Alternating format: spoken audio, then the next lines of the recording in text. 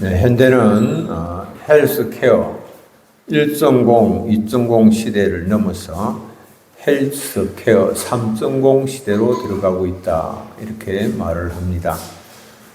헬스케어라고 하면 건강 돌봄이나 건강 관리 이런 것을 말한다고 할 수가 있습니다.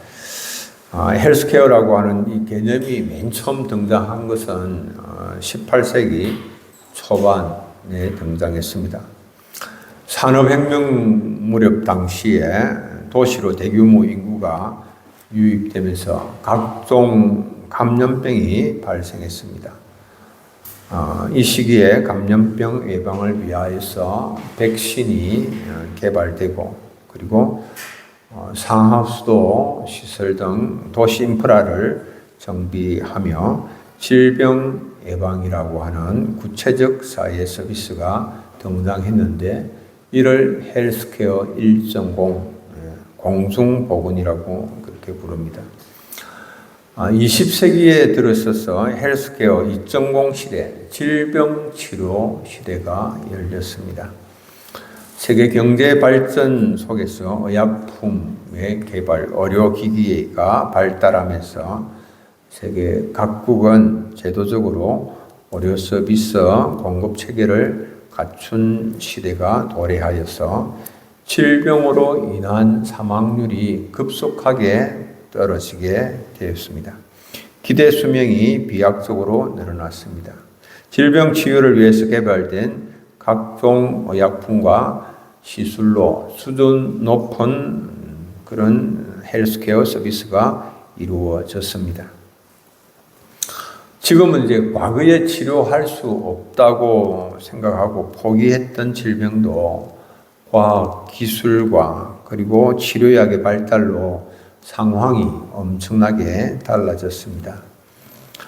저는 20대에 군대에서 이렇게 시작된 임용으로 해서 많이 고생을 했고, 또 임용을 치료해 보려고 애를 썼지만, 노력을 기울였지만은 별 치료 방법이 없다라고 하는 그런 답을 얻었습니다. 그런데 지금은 상황이 달라져서 얼마든지 치료할 수 있다라고 말합니다. 그러나 문제는 치료비가 문제입니다. 돈이 무서워서 지금은 질병을 달고 사는 사람들이 많지, 치료 방법이 없어서 치료하지 못하는 경우는 또 그리 많지 않다. 과거와 비교해서 그런 시대입니다. 질병을 치료하는 의료 수준은 엄청나게 향상됐습니다. 그런데 지금 헬스케어 3.0 시대에는 치료 중심 의료 서비스에서 이제는 건강 정진과 예방 중심 의료 서비스로 전환이 되고 있습니다. 예방 중심으로 지금 돌아서고 있습니다. 인공지능 의사가 원격 모니터링 시스템과 원격 진단으로 1분 안에 진찰과 처방을 해주고, 그리고 필요한 약품은 배송용 드론이 10분 안에 킥 서비스로 전달해주는 그런 시대가 도래할 것이다, 이렇게 지금 예상을 하고 있고, 중국에서는 보건소에서 이런 일들이 1분 안에 이렇게 이제 이루어지고, 실제로 배송용 드론을 통하여서 약 전달도 이루어지고 있는, 미국에서는 이루어지고 있는 그런 상황입니다. 디지털 헬스케어는 빅데이터, AI, 그리고 유전체 분석 같은 기술을 적용해서 이루어지고 있습니다. 이렇게 참 건강한 그런 삶을 위하여서 우리가 노력을 많이 하고 있는데, 이거 다 행복을 위하여서 하는 일이지요. 하나님께서 사람을 창조하실 때에 주님과 교제하는 가운데 건강하고 행복하게 인생의 분복을 누리며 살도록 본래 그렇게 창조를 하셨습니다. 그러나 인간은 거역과 불순종으로 에덴 동산에서 쫓겨나고 말았습니다. 그러나 하나님은 그들을 실어버리지 아니하시고 회복의 길을 열어주셨습니다. 주님께서는 사람들이 악을 행하여서 더 깊은 저주와 혼란과 파멸에 이르기 전에 축복과 안정과 종교의 길을 회복하기를 원하십니다. 그래서 사람들에게 율법을 주셨고 주님께서 이 땅에 오신 것도 사람들에게 더 풍성한 생명을 주시기 위함이다라고 말씀합니다. 요한복음 10장 10절로 11절 함께 한번 읽겠습니다. 내가 온 것은 양으로 생명을 얻게 하고 더 풍성히 얻게 하려는 것이라. 나는 선한 목자라. 선한 목자는 양들을 위하여서 목숨을 버리거니와. 아멘. 그래서 우리 주님 예수 그리스도께서 십자가에서 보배로운 피를 흘리시고 우리를 위하여서 생명을 주셨습니다. 그럼에도 불구하고 우리가 건강하고 행복한 삶을 살지 못하는 이유가 무엇인가? 여러분들 건강하고 행복한 삶을 누리고 계시다라고 생각하십니까? 누리고 있지 못하다면 그 이유는 하나님과 분리가 되었기 때문이다라고 하는 사실입니다. 주님을 떠나기 때문에 목자를 떠난 양이 위험에 빠지는 것과 마찬가지입니다. 꼭 그렇습니다. 목자를 떠난 양.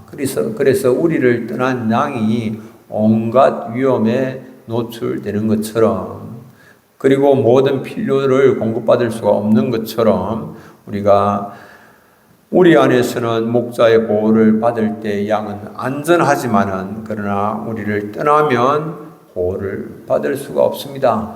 우리 안에서는 푸른 초장을 거닐며 좋은 꿀과 물을 마음껏 마실 수가 있지만은 그러나 목자를 떠나면 그런 것들이 제공이 되지 않습니다. 목자를 떠나서 광야를 헤매면 수많은 위험에 직면하게 됩니다. 목자를 떠나서 광야로 들어가면 곰과 사자의 위험에 노출되고 음식과 물도 얻기 어렵습니다. 하나님과 함께 우리가 푸른 초장을 거니는 한은 우리의 영혼은 어떤 해나 어떤 어려움도 당하지 않고 안전합니다. 생명과 자유와 행복이 보장됩니다. 그러나 하나님을 떠난 인생은 심각한 위험에 빠지고 모든 것을 잃어버릴 수밖에 없습니다. 심각한 결핍에 빠지게 됩니다. 하나님과 함께 있는 영혼은 가장 좋은 것으로 만족함을 누리게 됩니다. 하나님의 공급하심을 누리게 됩니다. 그러나 하나님을 떠나서 방랑하는 영혼은 수척하고 점점 더 메말라 갑니다. 하나님께로부터 멀어지는 것은 멸망입니다. 하나님을 떠나서 행하는 행복과 안전을 위한 모든 노력은 헛되고 헛되어서 바람을 잡는 것과 같습니다. 우리의 모든 행복과 안전을 위한 노력들은 다 불완전합니다. 온전치 못합니다. 예수님과 제자들이 초대받은 잔치에 포도주가 떨어져 버리고 말았습니다. 예상치 못한 일입니다. 잔치는 파행으로 막을 내릴 위기를 맞았습니다. 그때 예수님께서 물로 포도주를 만드는 표적을 행하셨습니다. 갈릴리 가나에서 첫 번째 행하신 표적입니다. 표적이라고 하는 말은 겉으로 드러나는 표시라고 하는 말입니다. 예수님께서 이 물로 포도주를 만드는 이 사건을 통해서, 이 기적을 통해서 감추어진 것을 드러내셨습니다. 무엇을 드러내셨습니까? 예수님이 하나님의 아들이심을 드러내셨고 하나님의 영광을 소유하고 계심을 나타내셨습니다. 예수님께서 표적을 행하신 것은 자신이 하나님의 아들이시다라고 하는 것을 사람들에게 보여주어서 사람들로 하여금 믿게 하시기 위해서 첫 번째 표적을 행하신 것입니다. 예수님의 첫 번째 표적은 이후 예수님께서 행하시는 모든 표적들의 대표 역할을 하는 것입니다.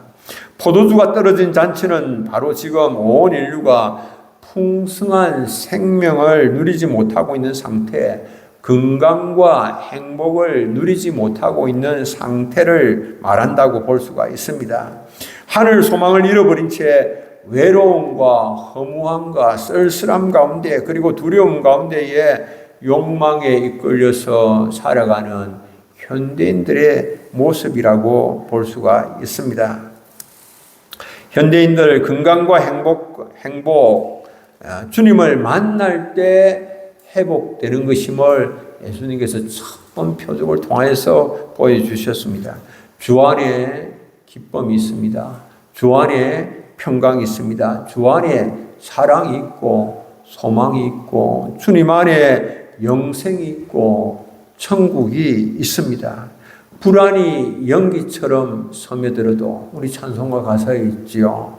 또 검푸는 썩난 파도처럼 밀어덮쳐도 주 안에는 평강이 있고 주 안에는 영생이 있고 주 안에는 두려움이 없다라고 하는 것입니다.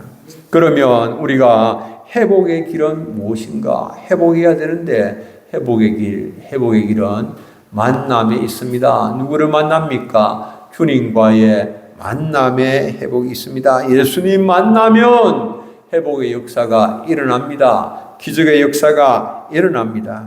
예수님은 잃어버린 영혼을 찾기 위하여서 찾아내기까지 찾으시는 분이 목자 되시는 예수님이시지요. 잃어버린 양을 찾는 목자는 어려움이나 위험이 있다고 해서 포기를 하시지를 않습니다.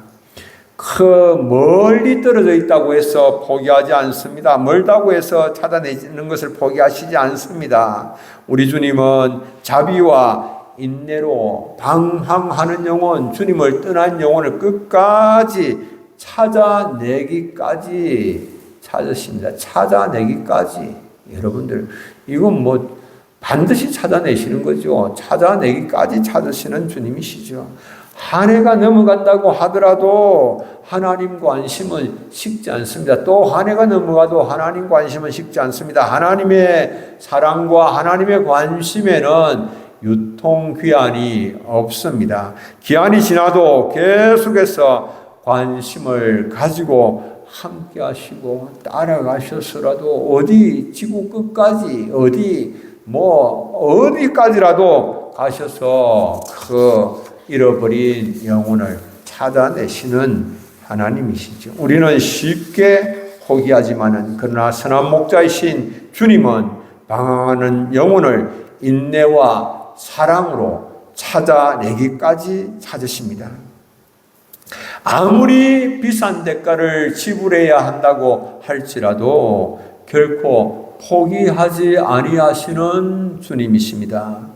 예수님은 귀신 들린 한 사람을 고치는데 엄청난 대가를 지불을 하셨습니다. 예수님께서 갈릴리 동북쪽 거라사 지방을 방문하시게 되었는데 거기에서 귀신 들린 한 사람을 만났습니다.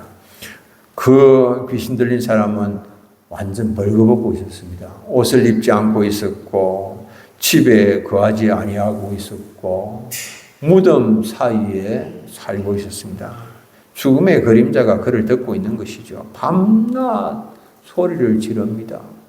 그리고 또 자기 몸을 자해를 하고 있습니다. 해치고 있고 엄청난 힘으로 쇠사슬과 쇠고랑도 다 끊어버리고 묶어두어도 아무런 소용이 없습니다. 귀신의 힘으로 이런 삶을 사는 인생 얼마나 가련하고 불쌍하고 비참한 그런 모습입니까? 자기의 의지와 상관없이 귀신에게 사로잡혀서 비참한 삶을 살아가는 많은 인생들이 있습니다. 이 땅에는 수많은 인생들이 자기의 의지와 상관없이 귀신에 사로잡혀서 마귀에 사로잡혀서 살아갑니다. 이런 처참한 상태에 빠져 있는 사람 누구를 상징할까요? 하나님 없이 마귀의 노예로 살아가는 사람들 많이 있죠. 마귀의 종되어서 살아가는 사람들 얼마나 많은지 모릅니다. 마귀의 종으로 살아가는 사람들. 예수님은 귀신 들려서 비참한 삶을 살아가고 있는 인생을 고쳐주시기 위해서 오셨고, 아무리 그 일을 위하여서 비싼 대가를 지불해야 한다고 할지라도 예수님은 포기하지 아니하시죠. 그래서 그 귀신 들린 그 사람에게 예수님께서 군대 귀신 들린 그 사람에게 그 군대 귀신에게 명령하여서 그 사람에게서 나오라고 명령을 하니까 그 명령을 받고 군대 귀신이 예수님에게 사정합니다. 돼지떼에게로 들어갈 수 있도록 허락을 해달라고 애원을 합니다. 그러니까 예수님께서 허락하시죠. 마가복음 5장 13절에 이렇게 말씀합니다. 허락하신데 더러운 귀신들이 나와서 돼지에게로 들어가며 거의 2,000마리 되는 떼가 바다를 향하여 비탈로 내리다라 바다에서 몰사하거늘. 예수님 불쌍한 한 영혼을 고치는데 돼지 2,000마리를 희생시키셨죠. 여러분들 돼지 2,000마리 작은 재산 아니지요. 엄청난 재산이지요. 오늘날 가치로 하면 몇 억은 안 되겠습니까?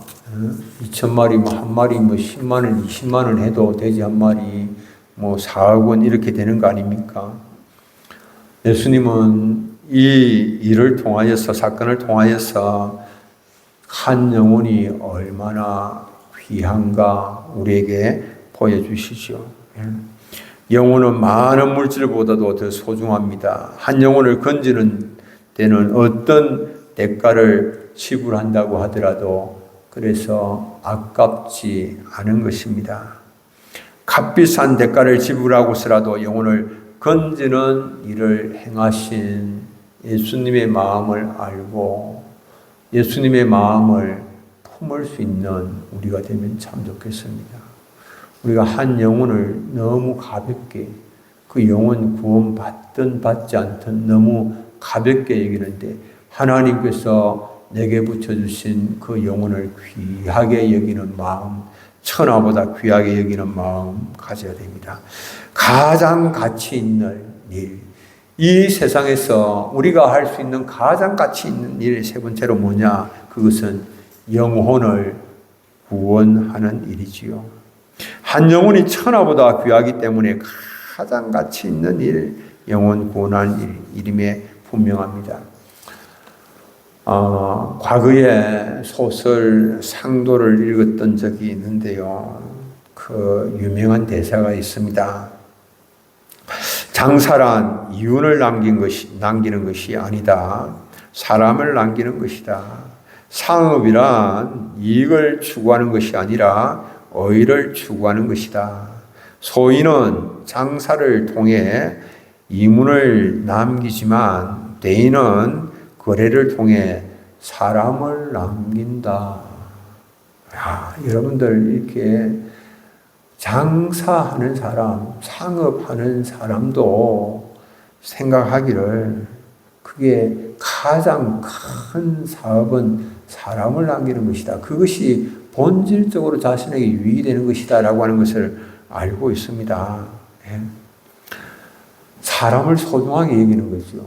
우리가 하나님 나라의 정권 대사들인데 하나님 우리에게 화목케 하는 직분을 맡기셨고 영혼 구원하는 사명을 우리에게 맡기셨는데 우리가 어떤 마음 가지고 있는가? 한 영혼이 천하보다 귀하다라고 하는 이 사실을 우리가 인식을 해야 됩니다. 깊이 인식을 해야 됩니다. 왜 한 사람이 그렇게 소중한가? 왜 그렇게 소중한가? 하나님의 형상이기 때문에 그러합니다. 사람에게는 그 어떤 짐승에게도 없는 하나님의 형상이 있습니다. 그래서 하나님을 닮은 지성 그리고 영성이 있어서 무한한 잠재력, 무한한 가능성이 있는 것이지요. 어떤 은퇴하신 분이 나이가 이제 70대 후반이 됐는데 노인학교에 나가서 잡담을 하거나 체스를 두는 것이 고작이었습니다. 어느 날 체스 둘 상대자가 없어서 그냥 멍하니 있는데 한 자원봉사자 젊은이가 이렇게 말을 했습니다. 그냥 그렇게 앉아 계시느니 그림을 그리시지요. 내가 그림을 나는 붙잡을 줄도 모르는데. 그러니까 자원봉사한 젊은이가 배우면 되지요. 나는 배우기에는 지금 나이가 너무 많아. 지금 70 후반인데. 그 청년이 이렇게 말했습니다. 제가 보기엔 할아버지의 연세가 문제가 아니라 할 수 없다고 생각하는 할아버지의 마음이 더 문제 같은데요. 핀잔을 들었지요. 그리고는 그 핀잔을 듣고 이분이 미술실을 찾게 됐습니다. 그림을 그리는 일은 생각보다도 어렵지 않았어요. 그리고 많은 경험을 했기 때문에 또 여러 많은 성숙한, 좀 더 성숙한 그런 그림을 그릴 수가 있었습니다. 매일 그러지 아니하고 붓을 잡은 손이 좀 떨리기는 했지만 그림을 그렸는데 이 새로운 일이 그의 마지막 인생을 더 풍요롭게 장식을 해 주었습니다. 제가 이 이하를 보면서 이렇게 이 사람 찾아보니까 나와요. 평론가이고 미국의 샤갈이라고 극찬 받았던 해리 리브맨, 나오죠 사진. 해리 리브맨. 그리고 이후 많은 사람들의 격려 속에서 죽을 때까지 수많은 작품을 남겼습니다. 101살, 22번째 전시회를 마지막으로 삶을 마쳤습니다. 생각을 바꾸면 인생이 달라집니다. 해리 리브맨의 인생은 끝난 것이 아니라 70대 후반에 생각을 바꿈으로 새로운 인생이 시작이 되었습니다. 이미 늦어서 할 수 없다라고 하는 그 생각을 바꾸면 무한한 잠재력, 가능성이 우리 앞에 펼쳐집니다. 할 수 없다. 나는 늦었다. 나는 안 된다라고 하는 그 생각을 바꾸는 거죠. 우리는 정말 존귀한 인생들입니다. 우리 인생은 예수님 짤입니다. 예수님이 나를 위해서 자신의 생명을 지불하시고 우리를 사셨습니다. 그러므로 우리는 예수님 짤의 인생입니다. 예수님은 하나님이시고 전능자이시고 우주 만물의 창조주이시며 주인이십니다. 예수님의 가치는 무한대입니다. 그런데 예수님이 자신을 지불하시고 우리를 사셨으니 우리는 예수님 짤이 인생이며 값으로 계산할 수 없을 만큼 소중한 존재입니다. 온 천하보다도 귀중한 존재입니다. 우리는 서로를 귀중하게 여겨야 됩니다. 그리고 존귀한 삶을 살면서 하나님께 영광을 돌려야 됩니다. 고린도전서 6장 20절 함께 한번 읽겠습니다. 값으로 산 것이 되었으니 그런즉 너희 몸으로 하나님께 영광을 돌리라. 아멘. 진주는 진흙에 떨어졌을 때도 여전히 값진 진주입니다. 주워서 다시 씻으면 영롱한 빛을 발하는 값진 진주의 본 모습을 드러냅니다. 전도는 본래 소중한 한 영혼, 천하보다 귀한 한 영혼이 죄의 진흙탕에 빠져서 더러워진 있는데 본래의 가치대로 회복시키는 것이요. 회복시키기 위해서 씻어주는 것과 같은 소중한 일입니다.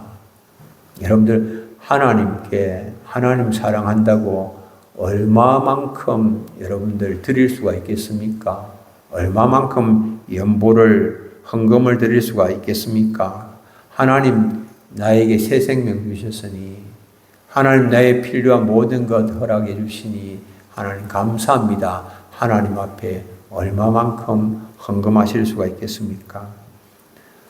뭐 기껏해야 우리가 한평생 헌금한다고 하면 얼마나 하겠습니까? 뭐 1억을 하겠습니까? 2억을 하겠습니까? 못하겠죠. 그런데 전도는 하나님께 백종원을 드리는 것보다 더 귀한 것을 주님께 드리는 일 아닙니까? 천하보다 귀한 영혼이니 얼마나 귀한 그런 일입니까? 그래서 한 영혼의 소중함을 우리가 기억하면서 기도 가운데에 영혼 구원의 역사 여러분 동참하시고 2023년 전반기에 하나님께 영혼의 열매를 통하여서 영광 돌리실 수 있는 우리 사랑하는 성도님들 다 되시기를 축복합니다.